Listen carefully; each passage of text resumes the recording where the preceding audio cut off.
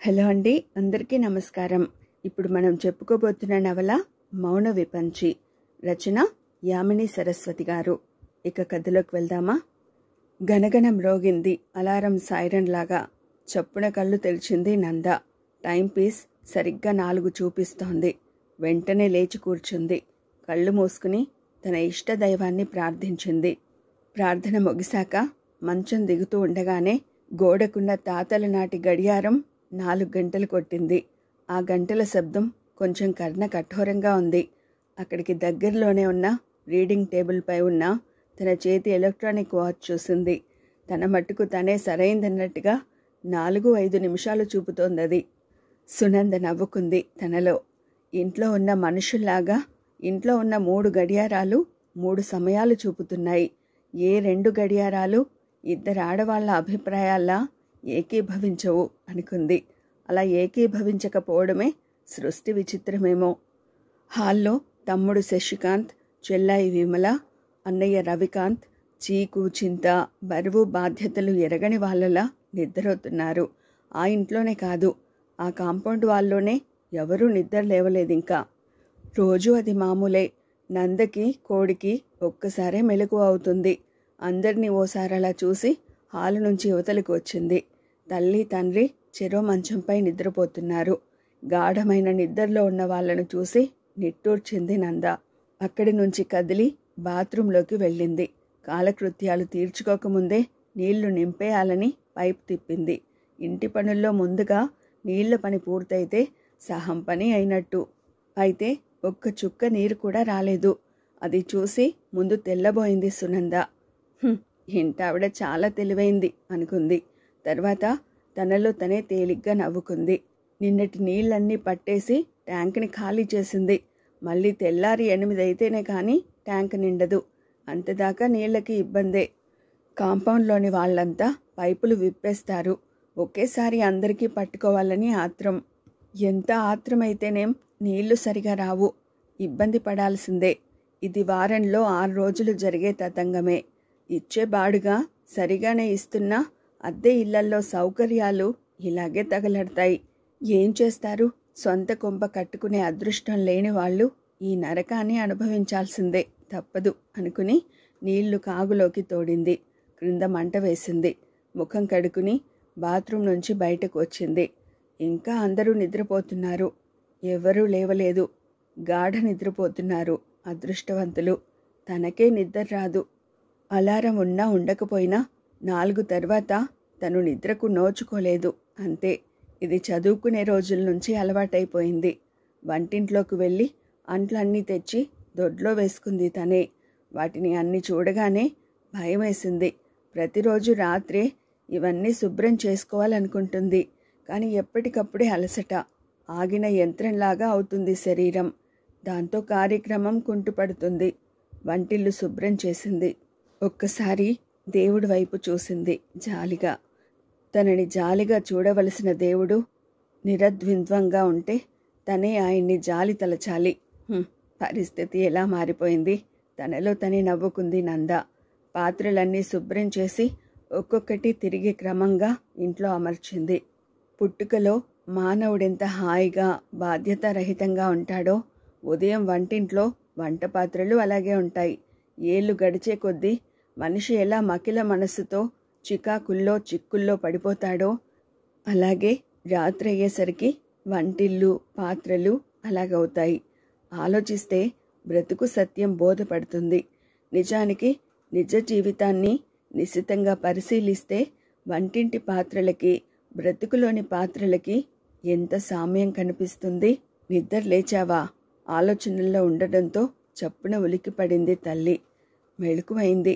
ఇప్పుడు టైం ఎంత అడిగిందామె.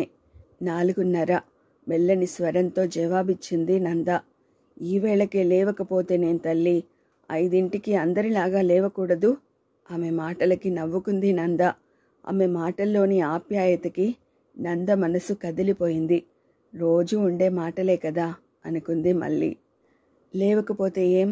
ఎంత సులభంగా అనేసింది అమ్మ.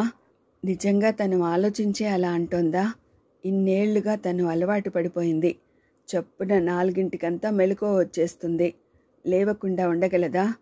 ఉహుం. ఆదివారమైనా హాలిడే అయినా తను 4 తర్వాత నిద్ర లేచే యోగానికి దూరమైపోయింది. అదంతే. అలవాటైతే దాన్నించి తప్పుకోవడం ఎంత కష్టం. తను లేవకపోతే ప్రపంచం ఆగిపోదు. ప్రపంచ పరిస్థితుల్లో ఏ మార్పులు చప్పున రావు. కానీ తనే నిత్య జీవితం పరుగులో వెనుకబడిపోతుంది. అందుకోవలసిన వాటిని అందుకోలేదు. నీళ్లు బాగా కాగుతున్నాయి. స్నానం చేసింది నంద. వెచ్చని నీరు శరీరంపై పడగానే ఒళ్ళు జల్లుమంది. చప్పున అనిల్ మాటలు గుర్తుకొచ్చాయి. నందా, ఒక్కోసారి నాకెంత ఈర్ష్యగా ఉంటుందో తెలుసా?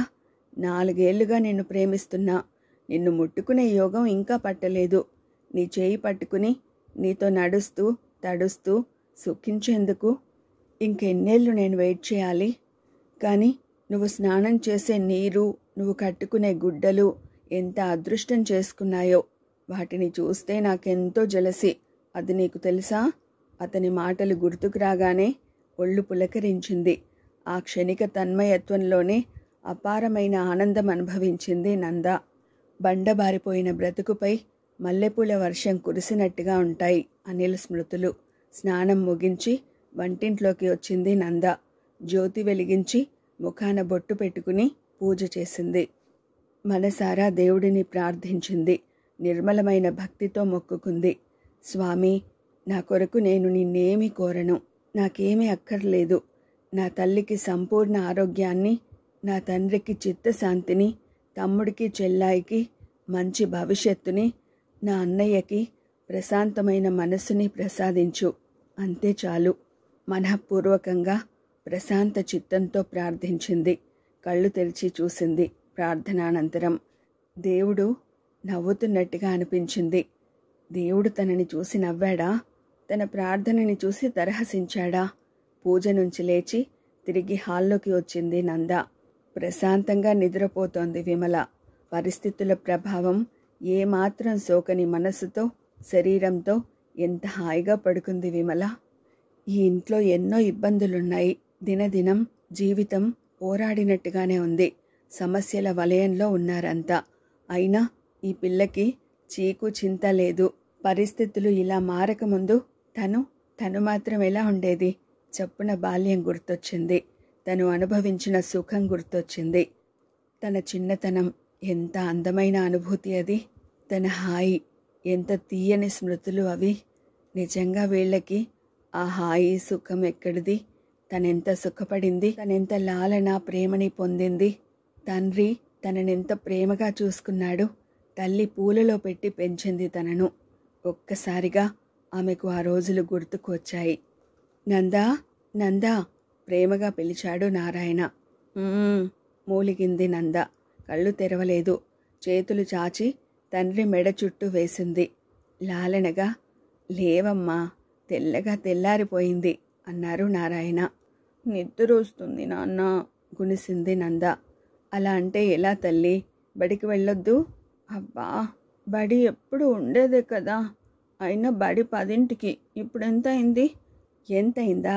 నువ్వు కళ్ళు తెరిచి చూడొచ్చు. చెవులు అప్పగించైనా విను.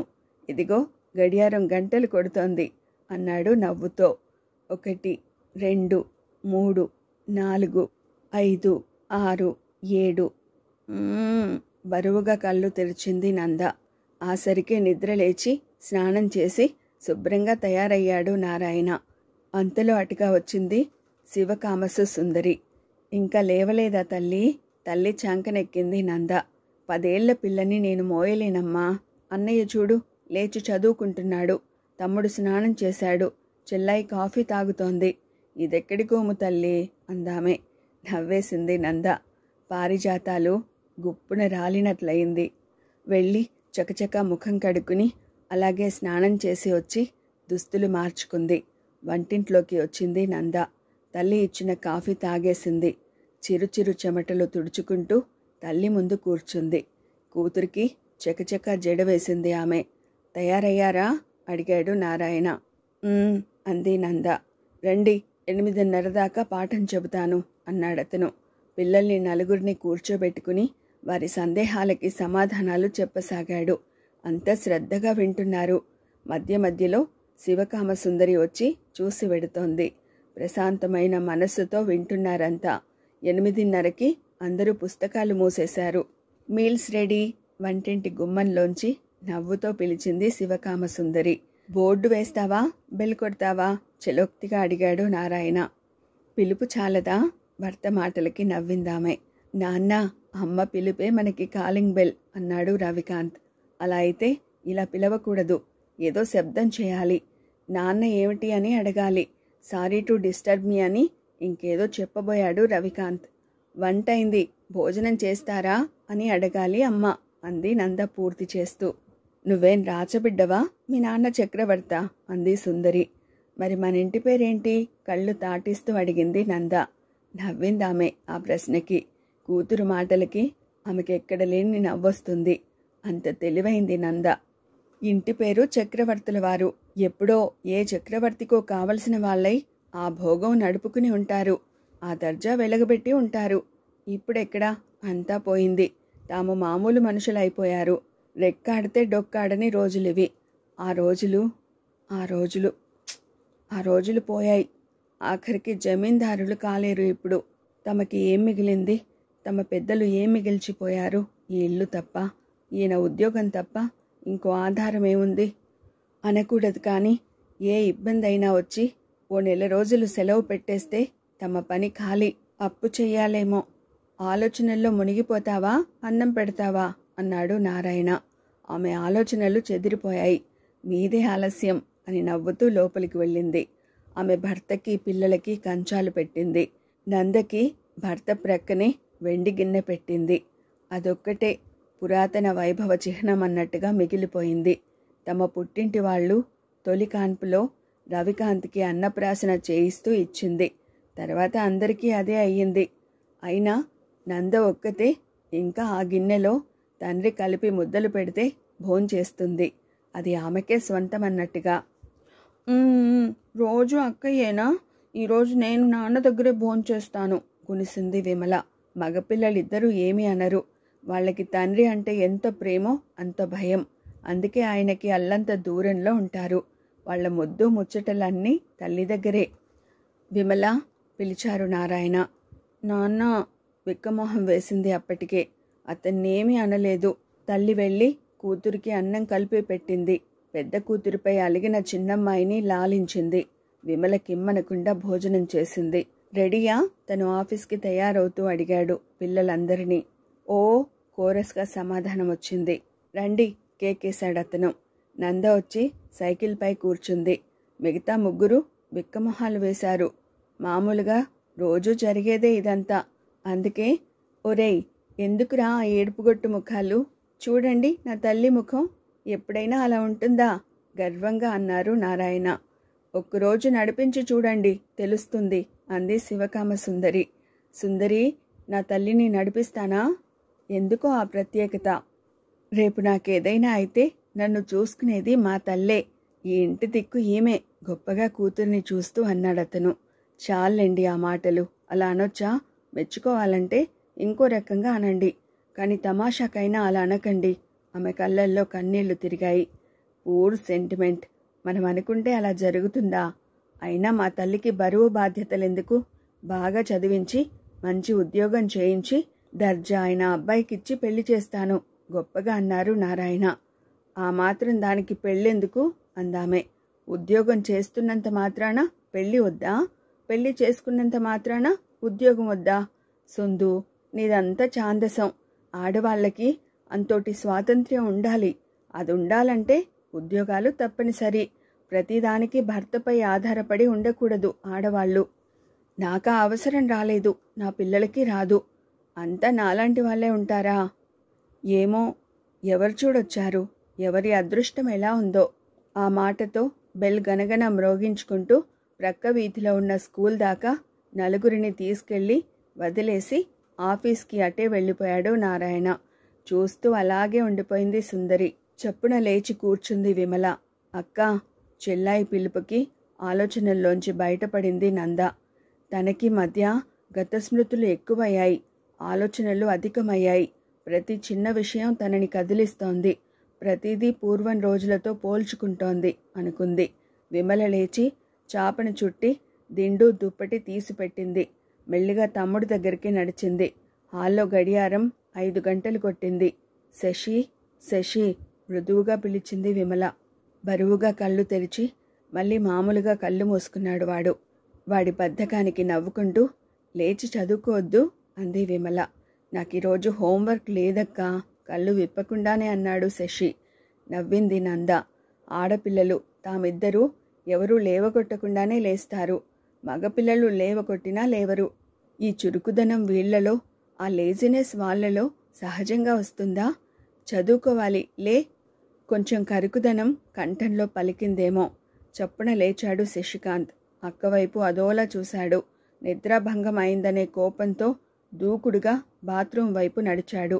ఆ కోపానికి, ఆ దుడుకు స్వభావానికి తనలో తనే నవ్వుకుంది.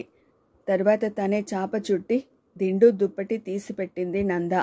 ఇలా పనుల నుంచి మగాళ్ళు చిన్నప్పటి నుంచే తప్పించుకోవడం నేర్చుకుంటారు. అది జన్మ హక్కనుకుంటారు. అలాగే చాకిరీ చేయడం ఆడపిల్లలు నేర్చుకుంటారు. అది తమ జన్మ బాధ్యత అనుకుంటారు కాబోలు. వంటింట్లోకి వెళ్ళి కుంపటి రాజేసి కాఫీకి నీళ్లు పెట్టేసి వచ్చింది ఆమె. ఈ చక్కెర తీపైపోయిన ఈ రోజుల్లో కాఫీ మానేస్తే బాగానే ఉంటుంది. ఎంతో డబ్బు సులువుగా ఆదా అవుతుంది. కానీ ఎన్నో ఏళ్లుగా అయిన అలవాటు మానుకోవడం కష్టం. మానుకోవాలని అనుకోవడం మాత్రం సులువే. Habit is a second nature అన్నారు. అందుకే అలా మానుకోలేనందుకేనేమో అక్కడికి ఈవినింగ్ టీ మానిపించేసింది తను. ఒక పూట కాఫీ టీలు తాగితే హెల్త్ పాడవుతుందని చెప్పింది. ఇలా ఎంత నీ జీతం నుంచి కట్ చేస్తుంది? ఎన్ని నిషేధిస్తుంది? అక్క, విమల పిలిచింది. ఏమ్మా, ఈ ప్రాబ్లం చేసి పెట్టవు? చెప్పనా చేసి పెట్టనా? నవ్వుతూ అడిగింది నంద. ఆ మాటలకి నవ్వింది విమల. ఆమె ముఖంలో సంతోషం కనిపించింది. వెళ్ళి చెల్లి దగ్గర కూర్చుంది. లెక్క చదివింది. నిట్టూర్చింది. ఎక్కడా, ఈ పని కాలము వస్తూనే ఉంటాయి. ఇవి జీతానికి జీవితాలకి లంకె అవుతాయి కాబోలు అనుకుని మళ్ళీ చెల్లికి చదివి చెప్పింది. ఎలా చేయాలో వివరించింది. ఇప్పుడు నువ్వే చెయ్యి అంది. విమల లెక్క చేయడం ప్రారంభించే సమయానికి శశి ముఖం తుడుచుకుని వచ్చి ఇంగ్లీష్ టెక్స్ట్ తీసుకు కూర్చున్నాడు. వాడి ముఖంలో ఇంకా సీరియస్నెస్ తగ్గలేదు. పోయిట్రీనా, ప్రోజా? నాన్ డీటెయిల్డ్ క్లుప్తంగా సమాధానమిచ్చాడు. మెల్లిగా చదవడం ప్రారంభించాడు శశికాంత్. విమల ప్రాబ్లం సాల్వ్ చేసి ఆన్సర్ చూసుకుంది. కరెక్ట్. అక్కవైపు ఆరాధనగా చూసింది. వచ్చిందా? నంద కళ్ళల్లో ఆనందం తారాట్లాడింది. తల ఊపి మరో ప్రాబ్లం చేయసాగింది విమల. అమ్మా, పాలు! బయట నుంచి కేకేశాడు పాల మనిషి. వస్తున్నా అంటూ ప్రక్కన ఉంచుకున్న గిన్నె తీసుకుని వెళ్ళి తలుపు తీసింది నంద. పాల మనిషికేం సమాధానం చెప్పాలా అని తనలో రిహార్సల్ వేసుకుంది.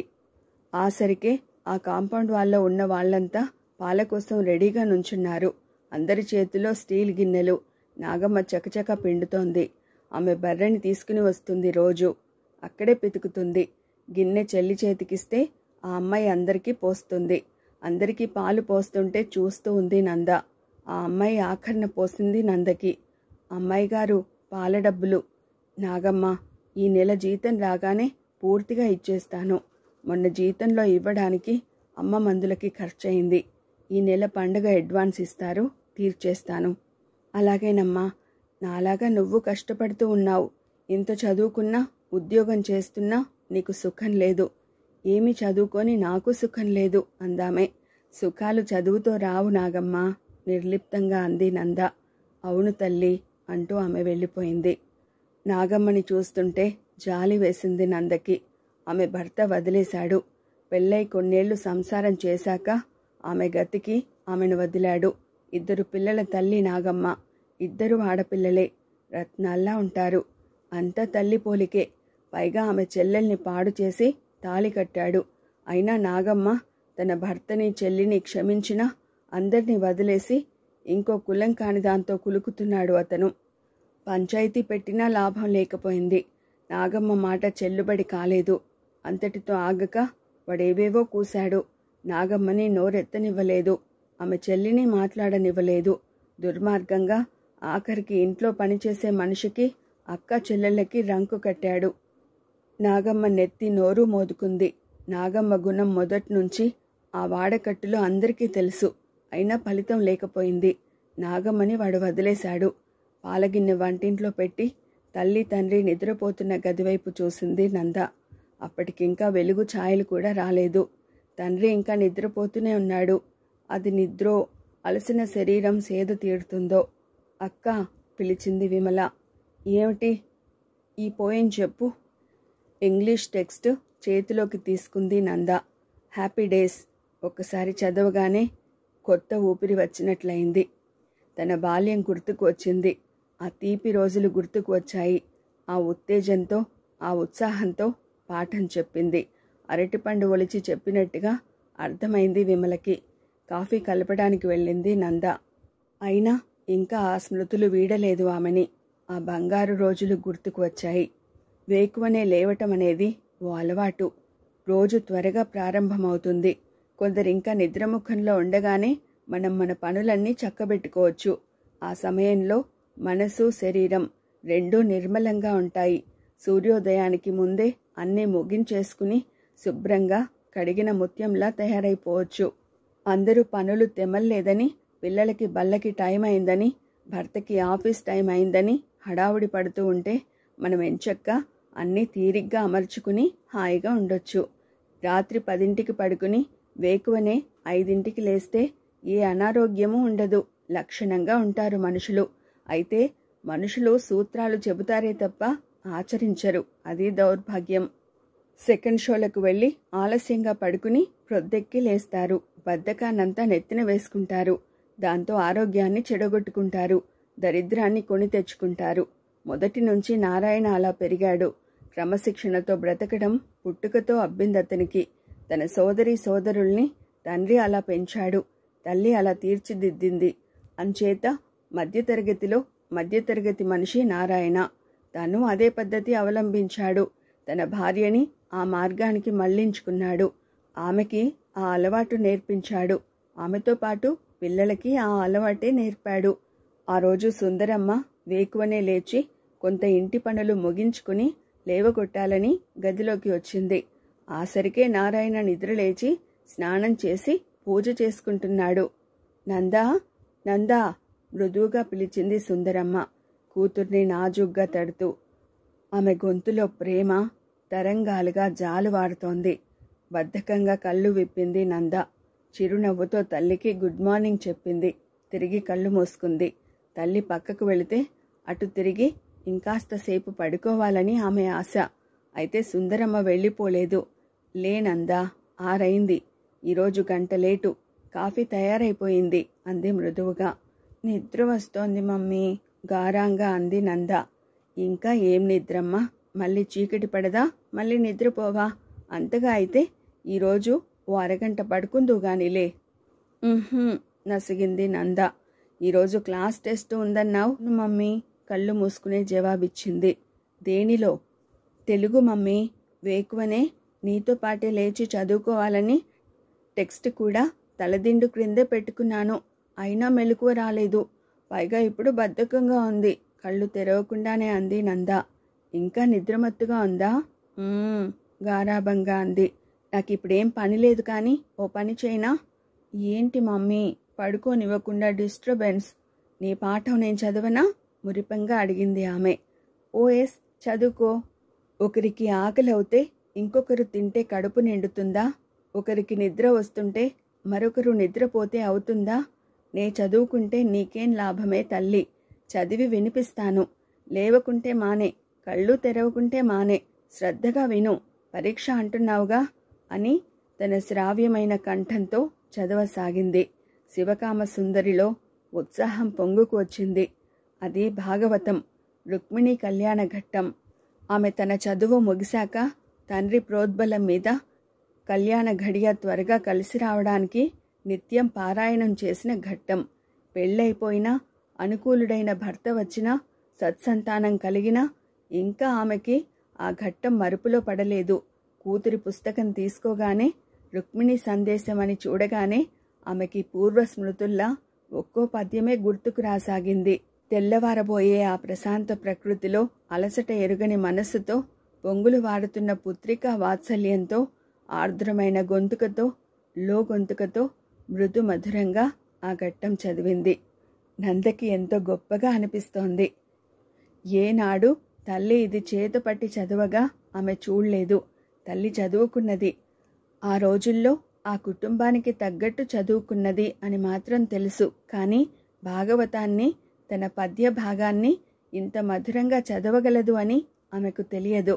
అంచేత ఆశ్చర్యంగా కళ్ళు తెరిచింది నంద. జోలపాట లాంటి ఆ పఠనానికి నిద్రపోవలసిన నంద కళ్ళు తెరుచుకు చూసింది గొప్పగా. దానికి సమాధానంగా చిరునవ్వు నవ్వింది సుందరమ్మ. తిరిగి ఒక్కో పద్యం చదువుతూ అర్థం విడమర్చి చెప్పసాగింది. అసలే తెలివిగల పిల్ల. అందులోనూ టీచర్ గొప్పగా చెప్పారు. ఇప్పుడు తల్లి అరటిపండు ఒలిచి చేతిలో పెట్టినట్లుగా చదివి చెబుతూ ఉంటే మనస్సులో ముద్ర పడిపోయాయి ఆ పద్యాలన్నీ. పాఠం పూర్తయింది. ఇక లేస్తావా? నవ్వుతూ అడిగింది ఆమె. Thank you mummy. ఇక చూసుకో, ఈరోజు టెస్టులో దంచేస్తాను. క్లాస్ ఫస్ట్ నేనే, గర్వంగా చెప్పింది నంద. చాలా సంతోషమమ్మా. ఇకనైనా ముఖం కడుక్కుని వస్తావా? అలాగే మమ్మీ. ఒక సందేహం. పెదాలు బిగించి తమాషాగా అడిగింది. ఏమిటి? నీవు తెలుగు ఇంత బాగా ఎలా చెప్పగలిగావు? ఆరాధనగా చూస్తూ అడిగింది. సమాధానం ఇవ్వకుండా, నాకు పనుందమ్మా, నీతో కబుర్లు చెప్పుకుంటూ కూర్చుంటే అయినట్టే. మళ్ళీ 9 మీకు కంచాల్లో వడ్డించాలి. ఒక్కరంటే ఒక్కరైనా చేతి సాయం రారు అంది లేస్తూ. నంద ఇంకేమీ అనలేదు. వెళ్ళి కాలకృత్యాలు తీర్చుకుని స్నానం చేసి దేవుడికి దండం పెట్టుకుంది. తల్లి ఇచ్చిన కాఫీ తాగింది. పుస్తకాలు ముందేసుకుని కూర్చుని హోంవర్క్ పూర్తి చేసుకుంది. తర్వాత భోజనం చేసి స్కూలుకు వెళ్ళిపోయింది. ఆ సాయంకాలం నంద ఇంటికి వచ్చేసరికి సుందరమ్మ ఏవో వస్తువులు బాగు చేసుకుంటూ కూర్చుంది. అల్లంత దూరం నుంచే విప్పారిన ముఖంతో మమ్మీ అంటూ వచ్చింది నంద. నేరుగా తల్లి మెడ వాటేసుకుని, you are great mummy, really I'm proud of you అంది ఆనందంగా. ఏమిటమ్మా ఈ వరద? కూతుర్ని లాలిస్తూ అడిగిందామె. వరద కాదు మమ్మీ, అప్రిషియేషన్. ఈ రోజేం జరిగిందో తెలుసా? టెస్ట్ పెట్టారా? నువ్వు ఫస్ట్ వచ్చావా? అదేం కాదు. ఈరోజు మా స్కూల్ డిఈఓ నాగభూషణం గారు వచ్చారు. ఆయన తెలుగులో ఎంఏట మా క్లాస్కి వచ్చారు. ప్రశ్నలు వేశారు. దేనిలో అనుకున్నావు? నువ్వు ఉదయం పాఠం చెప్పావే, ఆ రుక్మిణి సందేశంలో. నేనన్నీ దమాయించి చెప్పాను. నన్ను అడిగినవే కాక క్లాసులో ఎవరు చెప్పలేకపోయినా నే లేచి చెప్పాను. 5-6 ప్రశ్నలయ్యాక ఇక నన్ను అన్నీ తప్పనిసరిగా అడగడం ప్రారంభించారు. నేను తడుముకోకుండా చెప్పాను. సుందరమ్మ కళ్ళు ఆనందంతో మెరిశాయి. ఇంకా తర్వాత నన్ను పద్యం చదవమన్నారు. చదివావా? నువ్వు ఉదయం చదివావే, ఆ స్టైల్లోనే చదివా. నవ్వుతో పొంగుకొస్తున్న గర్వంతో ఊకొట్టిందామె. ఆయన ఎంత మెచ్చుకున్నారనుకున్నావు? నిన్ను ఆకాశానికి ఎత్తేశారు. ఎందుకట? ఎందుకేమిటి? ప్రతి తల్లి నీలాగే శ్రద్ధ తీసుకుని తన పిల్లలని చదివించి వాళ్ళకి పాఠాలు చెబితే ప్రతి విద్యార్థి తప్పకుండా పాస్ అవుతారట. దాంతో అక్షరాస్యత వృద్ధి పొంది మన రాష్ట్రం కూడా కేరళలాగే అభివృద్ధి చెందుతుందట. అమ్మా, ఆయన ఇంకా ఏమన్నారో తెలుసా? ఏమన్నారమ్మా? కుతూహలంగా అడిగింది. మాతృదేవోభవ అన్నారు మన వాళ్ళు. తల్లి కనిపించే దైవం, తర్వాతే తండ్రి, మూడోవాడు ఉపాధ్యాయుడు, ఆచార్యుడు. ఈ ముగ్గురు మార్గంలో పెడితే పిల్లలు బాగుపడతారన్నారు. ఆయన చెప్పిన మాటలు తూచా తప్పకుండా ఆరిందలా అప్పగించింది. సుందరమ్మ గారికి ఆనందమైంది. లేచి వెళ్ళి చాక్లెట్స్ కూతురి చేతిలో పెట్టింది. ఎందుకమ్మా? న్యాయానికి ఇవి నీకే చెందాలి. నాకు స్కూల్లో ప్రజెంటేషన్ ఇచ్చారు.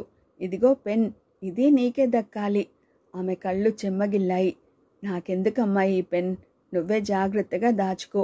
నీ చదువయ్యేదాకా వాడుకో. ఉద్యోగం చెయ్యి. నీ పిల్లల్ని బాగా చదివించుకో. వాళ్ళకివ్వు ఈ పెన్.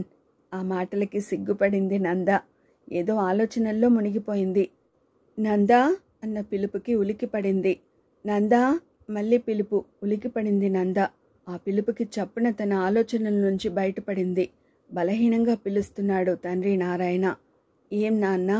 ఆప్యాయత నిండిన కంఠంతో అడిగింది. కాఫీ అయిందా అమ్మా? అదోలా చూస్తూ అడిగాడు. నీళ్లు మరిగాయి, పాలు వచ్చాయి. 1 నిమిషంలో డికాక్షన్ తయారు చేసి కాఫీ కలిపి ఇస్తాను, ఉండండి నాన్న, స్వాంతనగా చెప్పిందామె. ఆకలిగొన్న కొడుక్కి తల్లి చెప్పినట్టుగా చెప్పిందామె. కూతురు వెంట వంటింట్లోకొచ్చారు నారాయణ. అటూ ఇటూ చూశారు. నెమ్మదిగా పైన టవల్ కప్పుకుని పీట వాల్చుకుని కూర్చున్నారు. ఎప్పుడెప్పుడు కాఫీ అవుతుందా అన్నట్టున్నారు. నిర్వ్యాపారంగా బ్రతకడం ఎంత కష్టమో ఆయన్ని చూస్తేనే అర్థమవుతోంది. గాజు కప్పులో తండ్రికి కలిపి ఇచ్చింది నంద. ఆవురావురుమంటున్నట్లుగా అందుకున్నారాయన. ఆ కాఫీ తాగివేస్తే రోజు జీవితంలో ఓ ఘట్టం ముగిసిందనిపిస్తుంది ఆయనకి. మరో గ్లాసులో వంపుకుని తల్లి కోసం ఆమె గదిలోకి వెళ్ళింది నంద. గదిలోకి వెళ్లేసరికి అదోలా అనిపించింది. సుందరమ్మ మంచాన్ని ఆశ్రయించుకుంది. చాలా ఏళ్లుగా భోజనానికి కాలకృత్యాలకి తప్ప లేచి రాదు. పేరు తెలియని రోగమేదో ఆమెని నిర్వీర్యురాలిని చేసింది. మాయదారి రోగం. ప్రాణం పోదు, బాగు కాదు అంటూ తనని తానే శపించుకుంటుంది ఆమె. ఎప్పుడు వాల్చి ఉండే ఆ 2 మంచాల్లో ఇప్పుడు నారాయణ మంచం ఖాళీగా ఉంది. కూతురు గదిలోకి ప్రవేశించడం చూసి మెల్లిగా లేచి కూర్చుని కాఫీ కోసమే కాచుకున్నట్టు కూతురు చేతిలో కాఫీ అందుకుని నిర్లిప్తంగా తాగేసింది. తిరిగి నంద చేతికి అందించింది ఖాళీ గ్లాస్. వెళ్ళబోతున్న నందని అన్నయ్య తాగాడా అని అడిగింది సుందరమ్మ. ఇంకా నిద్ర లేవలా. లేవగొట్టి కాఫీ ఇవ్వరాదుటే నిష్ఠురంగా అందామే. వెళ్ళిపోయింది నంద. వంటింట్లోకి వెళ్ళి తను తాగేసరికి శశికాంత్ విమల వస్తే వాళ్ళకి ఇచ్చింది. వాళ్ళు ఆబగా తాగేశారు. రాత్రి చేసిన భోజనం ఖాళీ అయితే దాన్ని కాఫీతో నింపుకున్నట్టుగా ఉంది. విమల కాఫీ పాత్రలు తీసుకుని వెళ్ళింది. వాటిని శుభ్రం చేసి తిరిగి వంటగదిలోకి వచ్చింది. రవికాంత్ భాగం ఫ్లాస్క్లో వంచి ఉంచింది. ఏమైనా తరిగి పెట్టాలా అక్కాయ్? నీకేం పని లేదా? లేకేం? హోంవర్క్ ఉంది. ఏమిటి? లెక్కలా సైన్సా? రెండూను. చెరో అరగంట చాలు. ఇంగ్లీష్ చదివేశాగా. అయితే ఆ కాయలు తరిగివ్వు. కుంపటిపై నీళ్లు పెడతావా? అంటూ కుంపటిపై నీళ్లు వేసి వెళ్ళింది నంద అటుగా. ఆమె వెళ్ళగానే విమల వచ్చింది. గ్లాసులు గిన్నె ఓ వారగా పెట్టింది. అన్నయ్య కూరగాయలు తరుగుతూ ఉంటే తను బియ్యం కడిగింది. నంద వెళ్లేసరికి చాపపై అస్తవ్యస్తంగా పడుకుని ఉన్నాడు రవికాంత్. 25 ఏళ్ల వయసు అతనిది. ఈసరికి చదువు పూర్తయిపోయి ఉద్యోగంలో చేరి పెళ్లి చేసుకుని హాయిగా కాపురం చేస్తూ ఉండవలసింది. కాని భగవంతుడు చిన్నచూపు చూడ్డం వల్ల ఇలా పడి ఉన్నాడు. అతన్నలా చూడగానే కడుపులో దుఃఖం సుళ్ళు తిరిగి ఒక్క పెట్టిన పొంగి వచ్చింది. భోరున ఏడవాలనిపించింది. భగవాన్, మేమేం తప్పు చేశాం? మా ఘోరమైన నేరమేమిటి? మా కుటుంబాన్ని ఎందుకిలా శపించావు? తండ్రి అలా, తల్లి అలా, అన్నయ్య ఇలా, తన బ్రతుకు ఇలా. మా సమస్యలకి పరిష్కారం లేదా? నిలేసి అడగాలనిపించింది భగవంతుడిని. కాని ఎక్కడున్నాడు ఆ దేవుడు? దారి చిక్కితేనా? ఉప్పెనలా వస్తున్న ఆలోచనల్ని పారద్రోలి రవి, రవి అంటూ పిలిచింది మృదువుగా. ఏ కలనున్నాడో చప్పున కళ్ళు తెరిచాడు. లే, ముఖం కడుక్కో, కాఫీ అయింది. మరమనిషికి మాటలు చెబితే పని చేసినట్టు కూర్చున్నాడు. లే, ముఖం కడుక్కో. అతను లేవగానే చాప చుట్టింది. అది తీసుకెళ్లి బయట ఆరవేసింది. దుప్పటి ఇంట్లోనే ఓ త్రాడుపై ఆరవేసింది.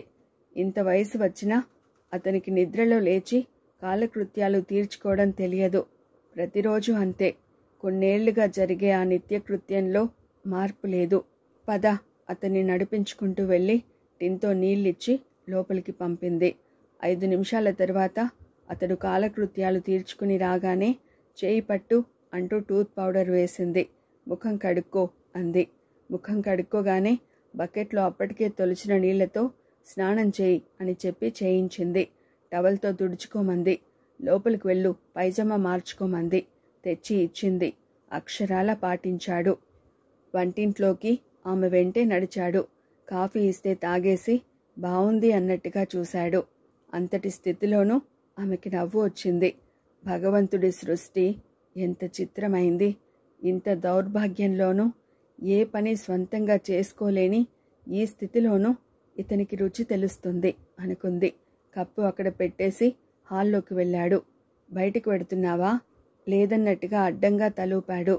అతను ఒక్కోసారి అలా బయటకు వెళ్ళి కొన్ని గంటల సేపు తిరిగి వస్తాడు. అతని విషయం తెలిసి ఎవరూ ఏమీ అనరు, అతన్ని ఇబ్బంది పెట్టరు. కానైతే అలాంటి రోజున అతనికి తిండి దొరకదు. చిత్రం. ఆకలి అని కూడా ఆక్రోశించలేడు. నిట్టూర్చింది సునంద.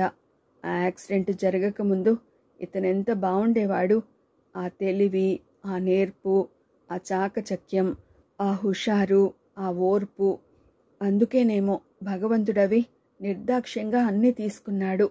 భోగి, రోగి లేదా యోగి అయినట్టుగా అనుభవించి వాళ్ళకి చివరికి ఏమి మిగలదేమో. ఆమెకి తన సోదరుడు మతిస్థిమితం కోల్పోకముందు రోజులు కళ్ళెదుట తిరిగినట్టుగా అనిపించింది. ఎంత మంచి కాలమది.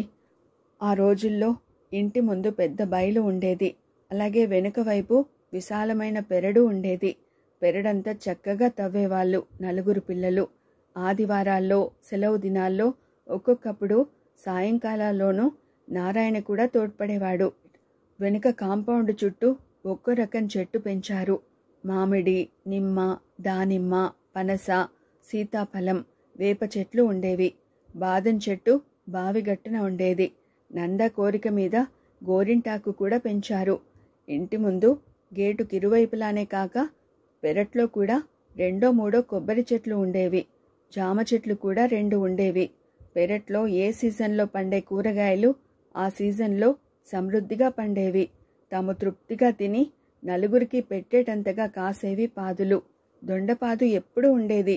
కరివేపాకు చెట్టు నవనవలాడుతూ, రెమ్మలు బాగా విచ్చి విరిసి ఘుమఘుమలాడుతూ వాసనలు రోడ్డుపైకి విరచిమ్మేవి.